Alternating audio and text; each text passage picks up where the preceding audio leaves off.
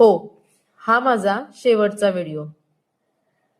जास्त सिरियस होऊ नका. खरं सांगायचं तर माझं 27 दिवसाचं चॅलेंज कंप्लीट झालेलं आहे.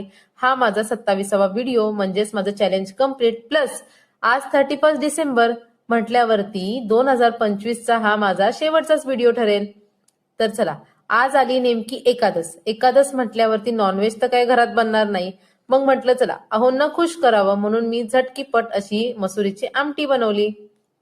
आता मसुरीची आमटी म्हटल्यावरती ती तर नॉनव्हेजला सुद्धा मागे टाकेल इतकी टेस्टी बनते. पटापट चपात्या करून घेतल्या आणि आज तर मी इतकी खुश होते की काय सांगू तुम्हाला. एकतर टार्गेट कंप्लीट झाल्याचा आनंद प्लस नवीन वर्ष सुरू होणार आहे त्यासाठी सुद्धा भरपूर प्लॅनिंग्स आहेत माझे. चला तर आज मी तुमच्यासोबत एक छोटीशी रेसिपी सुद्धा शेअर करणार आहे. हा भोपळा माझा शिल्लक होता अर्धा. चला म्हटलं ह्याच्यापासूनच एक झटकीपट रेसिपी बनवावी, सगळ्यांना खुश करावं. आणि हो, तुमच्यासोबत मी ही रेसिपी मी शेअर करणार आहे. इथे सगळ्यात आधी मी भोपळा घेतला. भोपळा मस्त असा त्याचं साल काढून घेतलं. नंतर तो स्वच्छ धुवून घेतला.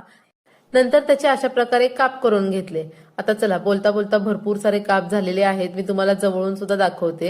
हे पहा, मस्त असे भोपळ्याचे काप तयार झालेत. एका भोपळ्याची लेंथ मी अशा प्रकारे डिसाईड केलेली आहे आणि एवढी साईज पुरे झाली. त्यानंतर मी इथे हळद, तिखट, मीठ आणि धना पावडर घेतलेली आहे. त्याच्यामध्ये ते मिक्स करून या भोपळ्याचे काप जे आहेत ना त्याला लावून घ्यायचे, म्हणजे थोडंसं पाणी सुटेल त्याला.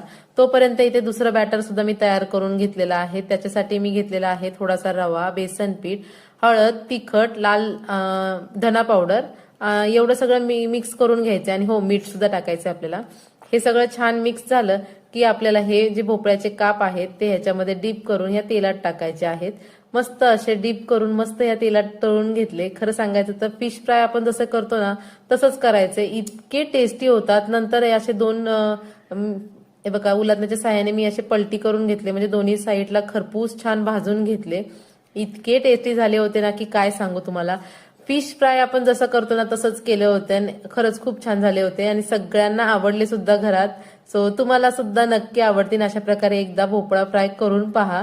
सगळेजण असे बोट चाटून खातील, इतकी छान टेस्टी होते आणि कोरडे सुद्धा खायला खूप छान लागतात. चला तर, हे माझं आजचं ताट. मस्त असे भोपळ्याचे काप, मसुरीची आमटी, थोडासा चिवडा, कांदा आणि चपाती. आम्ही जेवण करून घेतो. चला तर, असा होता माझा आजचा 31चा दिवस. तुमचा कसा गेला नक्की सांगा कमेंट करून. त्यानंतर संध्याकाळी इथे मुलांना घेऊन गार्डनमध्ये आली. एक छोटीशी रील बनवली होती, ती तुम्हाला माझ्या दुसऱ्या चॅनलवर मिळेल पाहायला. सो चला, बाय बाय.